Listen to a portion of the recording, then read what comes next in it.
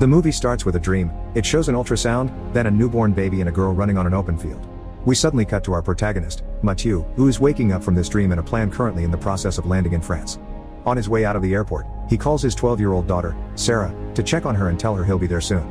After a quick drive through the highway, he arrives at his apartment, where he gets a call from Sarah through the walkie-talkie. She asks him to come over to her mom's place. After taking a box out of his bag, he leaves his apartment and crosses the street to enter a different building as one of the neighbors, Mr. Belkacem, who is also making his way inside. Mathieu helps him with his oxygen tank, then quickly goes upstairs and knocks on her wife Anna's door. She welcomes him with a kiss and tells him she's in the middle of teaching an online class, so while waiting, Mathieu goes to see his daughter in another room. Sarah is living in a hermetically sealed capsule that filters her air because she has a total allergy autoimmune syndrome. After saying hi to her and asking her about her crush, he gives her the box he's brought as a gift. Sarah opens it and finds natural scents from Canada, which is weird because her dad supposedly went to Marseille. Mathieu asks her to check under the bottles, and when she does, she finds an SD card that she quickly moves to put in her virtual reality set. Mathieu recorded the Rocky Mountains for her. We next cut to Anna, who is finishing her online class. Mathieu comes to talk to her then. He tells her he didn't go to Marseille for an interview. He went to Canada because a new treatment has been discovered and they have room for Sarah.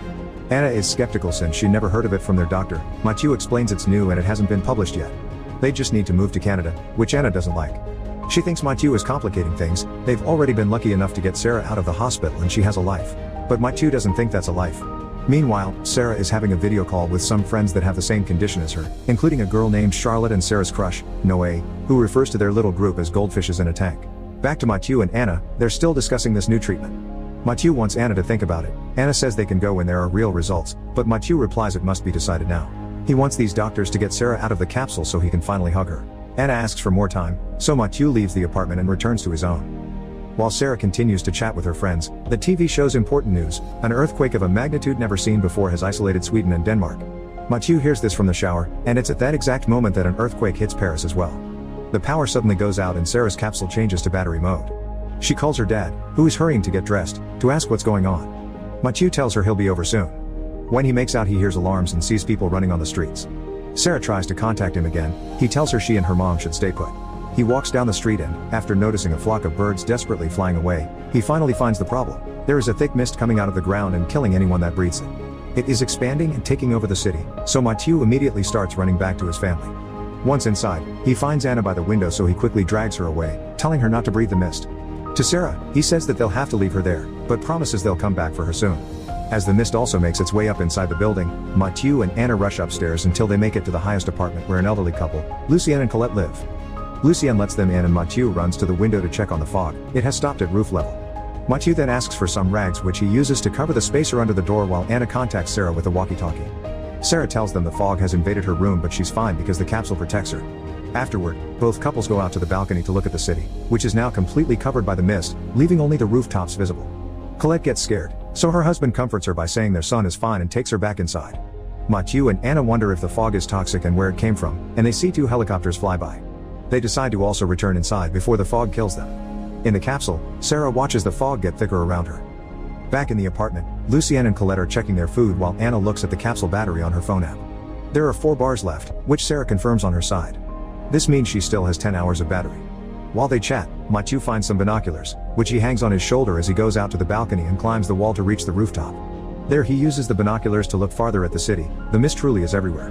He returns to the balcony to find Lucien trying to use his phone, but there is still no signal. His son lives 2 blocks from there on a low floor, but he's smart, so Lucien is sure he's safe. Colette shows up then, saying they should go visit their son, and Lucien has to remind her of the mist. She has memory problems.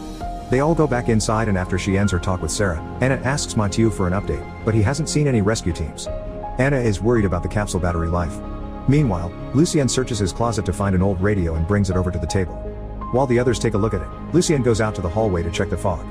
He puts his hand in it and nothing happens. He sniffs his fingers after, but there's no smell. He decides to go back inside, where Anna is working on the radio because it doesn't work. Mathieu wants to go check on Sarah. Anna points out he wouldn't be able to hold his breath for so long. An idea comes to Mathieu then. He remembers Mr. Belkacem and his oxygen tank.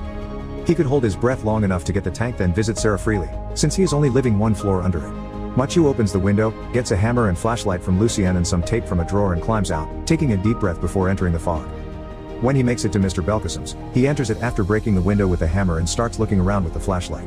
First he finds Mr. Belkacem's body on the floor, and his search thankfully comes to end quickly when he finds the oxygen tank a moment later. He puts the mask on and covers the holes with the tape, and when he hears his wife calling out, he peeks out the window to tell her he's fine.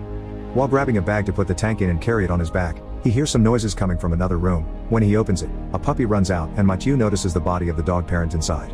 He leaves the apartment and goes to see Sarah, who is scared.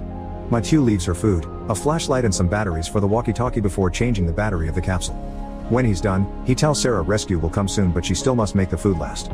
He leaves after promising he'll return soon. Instead of going up, he decides to go outside, where he finds bodies everywhere on the streets. He's in the middle of taking the batteries from various cars when he hears a whistle and goes to check where it comes from. He's surprised to find some soldiers leading a group of survivors. Everyone is wearing masks. When he asks what's going on, the soldier tells him they're taking the people to Montmartre, which is a hill so the fog hasn't reached it. He also says they don't know where it comes from or how far it reaches either. After giving Mathieu one of his masks, the soldier tries to take him with him, but Mathieu turns down the offer, explaining his family situation and asking for one extra mask. The soldier gives it to him before leaving. In the meantime, Sarah and Anna chat through the walkie-talkies. Sarah is worried about her dad. Anna tells her to do her exercises and starts guiding her through them when Mathieu arrives. As the elders come closer, he tells everyone about what he found and informs them they'll have to spend the night there. He also asks Anna if she wants to go see Sarah, but she's against the idea. She'd rather save the oxygen for an emergency. Later at night, Anna continues to work on the radio while Lucienne and Colette ask her questions about Sarah's illness, remembering the day the family arrived at the building with the big capsule. Meanwhile, Mathieu goes out to the hallway once again to check on the fog and notices it's raising. He makes a mark on the wall with the time to keep track of it. He goes back inside as the elders are leaving for bed, and after Anna asks, he tells her about the mist going up. They realized services aren't coming back soon and it'll only get worse from now on. Mathieu goes to sleep, but Anna can't. So she decides to visit a sleeping Sarah after all, and takes the chance to change the capsule battery before leaving. We cut to the dream of a girl running through an open field again, which is interrupted when Mathieu wakes up in the morning. He finds Anna working on the radio with tools she's brought from her place and she finally manages to fix it, but all the channels are transmitting the same emergency recording on repeat. Suddenly they hear an exploding noise from outside, so Mathieu and Anna go out to the roof to see what's going on. There's fire on Montmartre, the riots have started. Once they return to the apartment, Anna says they should go to stay at Charlotte's because they live on a hill and Sarah could share her friend's capsule. Lucienne thinks Sarah shouldn't leave her capsule, but Mathieu explains there are special suits they can use to move her, but they're in a lab in the middle of Paris. Anna says it's easy to get lost to reach that place, so she should go because she's been there before. Mathieu decides to go with her to protect her. They stop by Sarah's first, to tell her of their plan and that they left the walkie-talkie with Lucienne in case she need anything. Sarah asks them to check on Noé, who lives nearby.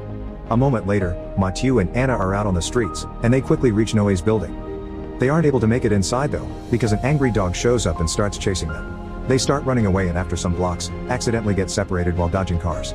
Anna calls for his husband to distract Mathieu, who ends up falling into the Seine River. Anna manages to hide behind a car at first, but when she accidentally makes a noise, the dog finds her again and resumes the chase. Desperate and afraid, Anna gets on a bus and the dog closely follows her, but its leash gets stuck on a suitcase which stops him from moving farther. Anna takes the chance to escape through a window and runs to the bridge to look at the river to find Mathieu, but he isn't anywhere in sight, so she goes back to the streets. Turns out Mathieu has swum to a set of stairs that allows him to get out of the river. While Anna checks the city map, Mathieu takes off his wet jacket and puts on a dry one he's taken from a random body. He also notices there's a hazmat suit inside a fallen van. Back to Anna, she's finally reached the lab and when she's about to enter, she finds Mathieu running toward her. After checking on each other, they get inside. Meanwhile, Sarah is playing Battleship with Lucienne through the walkie-talkie, and Lucienne is cheating. Inside the lab, Mathieu and Anna find more bodies and a small fire in one of the rooms, but they keep going until they find a suitcase with the suit they need. On their way out, they pass by the room on fire again, but this time it explodes, pushing them back against the wall.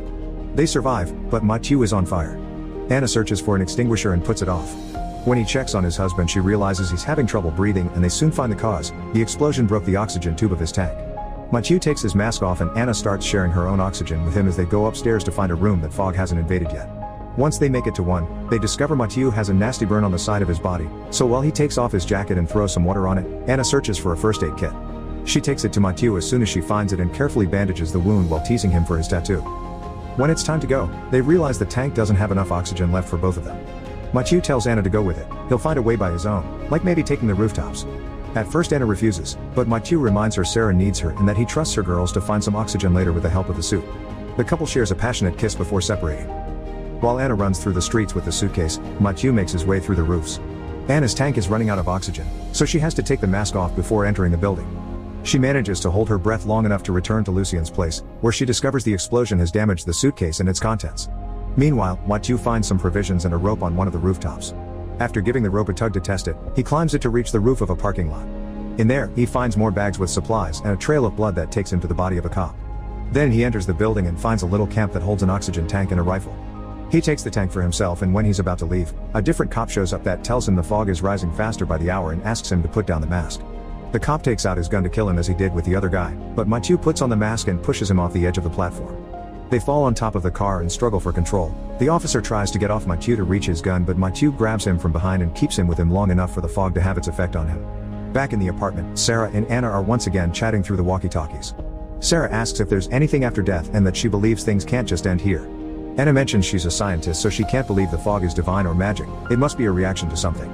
Their talk is interrupted when Anna's phone alerts her that the capsule battery is running out. After a quick look at Mathieu running through the streets, we see Anna getting ready to go change the capsule battery, which is dangerous, but she has no other choice since there are only 10 minutes left. Lucien offers to go himself, since he thinks it's fine if a man his age doesn't make it back, but Anna refuses.